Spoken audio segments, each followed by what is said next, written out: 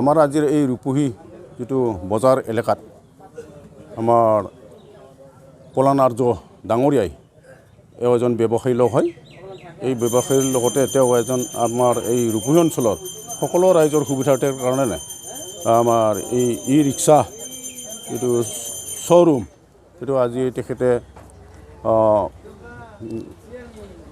এই প্ৰতিষ্ঠানখন তেওঁ বহুত চিন্তা চৰ্চা কৰি আমাৰ মাজত তেওঁ আনিছে। গতিকে সেইটোৰ ক্ষেত্ৰত মই তেখেতক অশেষ ধন্যবাদ জনাইছোঁ। আমাৰ মাজত ৰাইজৰ এই যিখিনি অভাৱ অভিযোগ যাতায়াতৰ কাৰণে বা আমাৰ ব্যৱসায় ভিত্তিত সকলোৰ বাবে এইটো কিবা ভাল এটা পদক্ষেপ তেওঁ চিন্তা কৰি এইটো কৰাৰ কাৰণে আমি তেখেতক আমাৰ এই অঞ্চলৰ সকলো যান বাহন সন্থাৰ তৰফৰ পৰাই হওক বা ৰাইজৰ পৰাই হওক আমি সেইটো তেখেতক অনেক ধন্যবাদ জনাইছোঁ। ৰাইজৰ অনেক সুবিধা হ'ব। আজিকালি যিটো বজাৰৰ কাৰণে মাল বস্তু অনা নিয়াৰ ক্ষেত্ৰত কিছুমান আমাৰ আগতে ঠেলা আছিল, আজি সেই ঠেলাবিলাকত আজি বৰ্তমান নাইকিয়া হৈ গৈছে। এই ই ৰিক্সাৰ জৰিয়তে আমাৰ বহুখিনি সুবিধা হৈছে। সকলোৰে মানে এটা অতি কম সময়ৰ ভিতৰতে আমি সময়খিনি কিবা কৰিব পাৰোঁ, ছেভ কৰিব পাৰোঁ আৰু মুঠতে সেইকাৰণে আমাৰ ই ৰিক্সা অতিকৈ বহুত প্ৰয়োজনীয় বুলি আমি ভাবোঁ। আৰু ইয়াৰ চিফ গেষ্ট কৰি আহি মানে কেনেকুৱা লাগিছে? নাই এইটো মই ইমানখিনি মোৰ কোনো কিবা নাই, মই শিক্ষিত লোক নহয়, মই কিন্তু এজন গাঁওবুঢ়া হয়। তথাপি সেইকাৰণে ক্ষেত্ৰত মই অনেক ভাল লাগিছে, অনেক মানে বহুত ধন্যবাদ লাগিছে আৰু সেইখিনি। ৰাইজৰ কি ক'ব? ৰাইজৰ কি আজিকালি সেই যিহেতু আধুনিক পৰ্যায়ত বহুখিনি পৰিৱৰ্তন হৈ আহি আছে। গতিকে আমাৰ শিক্ষা দীক্ষাৰ ক্ষেত্ৰতে বহুখিনি সুবিধাজনক হ'ব। অহা যোৱা ল'ৰা ছোৱালীৰ ক্ষেত্ৰত যিখিনি আমাৰ এই বতৰ স্বাৱলম্বনো হ'ব আৰু নিজৰ পৰিয়ালৰ যিখিনি কাম কাজ আছে সেইখিনিও বহুখিনি আমাৰ সহায় হ'ব পৰিয়াল।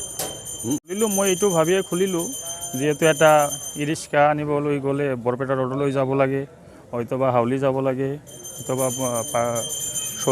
সৰুপেটা যাব লাগে।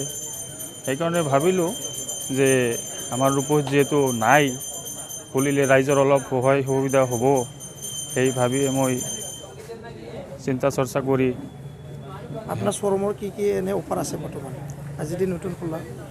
আজি যদি কোনোবাই হেৰি কৰে ল'ব বিচাৰে তেনেহ'লে 5,000 টকা ডিছকাউণ্ট আছে আজি। যেনেবা 1,65,000 টকা দাম আছে, আজিৰ দিনত নিলে 1,60,000 টকাত দিব পৰা যাব। 5,000 টকা অফাৰ আছে। আৰু আমাৰ ফাইনেন্সৰো সুবিধা আছে। কোনোবাই যদি কেছ লয় কেছো ল'ব পাৰিব আৰু ফাইনেন্সৰ সকলো সা সুবিধা হ'ব। এইটো ই ৰিক্সা চলাই মানে বেকাৰ মানুহ স্বাৱলম্বী হ'ব পাৰে না?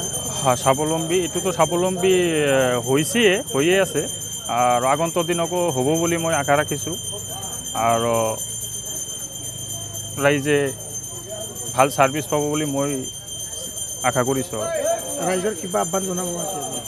ৰাইজক মই আহ্বান জনাম যে যিহেতু আপোনালোকে ই ৰিক্সা এটা আনিবলৈ বহুত দূৰলৈ যাব লাগে, 2-3জন মানুহ যাব লাগে, দামটো যিহেতু একেই হ'ব, ৰূপহীত ল'লেওতো একেই কথা, সেইকাৰণে সুবিধা অলপ হ'ব ৰাইজৰো।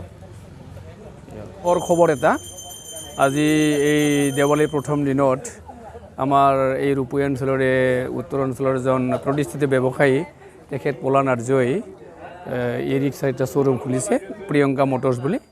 আমি খুব গৌৰৱান্বিত।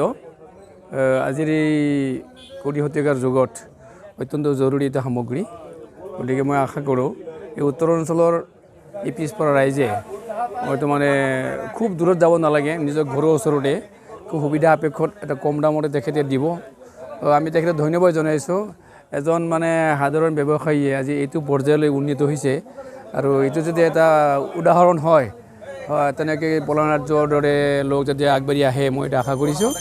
এই আমাৰ ওচৰত আছে পলান আৰ্য, তেখেতে অলপ সুধি চাব তেখেতে কি উদ্দেশ্যে এইটো পাতিলে, তেখেতে অলপমান কথা ক'লে মই ভাল পাম। সেইখিনি কি সুবিধা হ'ব বুলি ক'ব?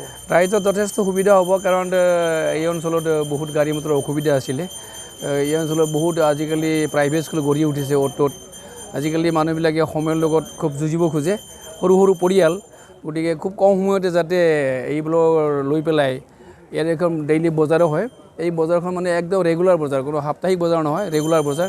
গতিকে মানুহে আজিকালি খুব সময়ৰ লগত যুঁজিছে, গতিকে সময়ৰ মূল্য বুজি মানুহে এই ই ৰিক্সাৰ জৰিয়তে খুব সোনকালে অহা যোৱা কৰিবলৈ নিজৰ কাম কাজ কৰিব পাৰিব, সেইটোৱে হ'ব অসুবিধা। মানুহকেইটা স্বাৱলম্বী ল'ব পাৰিবনে? নিশ্চয় স্বাৱলম্বী হ'ব, স্বাৱলম্বী নিশ্চয় হ'ব। এতিয়া আমি অলপ কম দামতে দিব খুজিছোঁ। যিসকল লোকে এইটো ল'ব খোজে আমি হয়তো মানে বিভিন্ন বেংকিং থ্ৰুৱেদি হ'লেও আমি দিয়াৰ কাৰণে এইটো সুবিধা কৰিম, এইটো আমি চিন্তা চৰ্চা কৰি আছোঁ।